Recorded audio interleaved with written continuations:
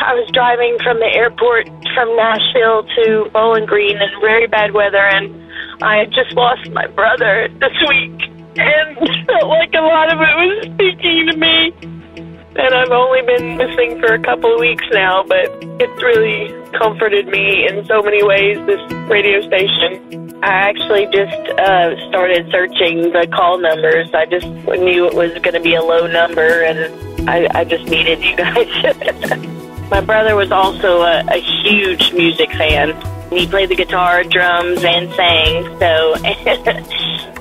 And he's been trying a long time to save me, and I've finally been saved. I never was really taught the Bible in a way that I have recently, but I was really having a rough time at work, and the South Central Fellowship Church does a little mom's luncheon, sort of for working moms, just to rejuvenate them.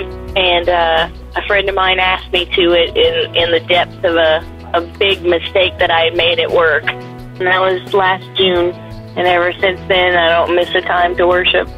But I was coming home from Nashville in all that horrible weather, and the only thing that kept me calm and safe was listening to the radio station. Thank you guys for what you guys do, and I'm definitely make sure I'm budgeting donations every year.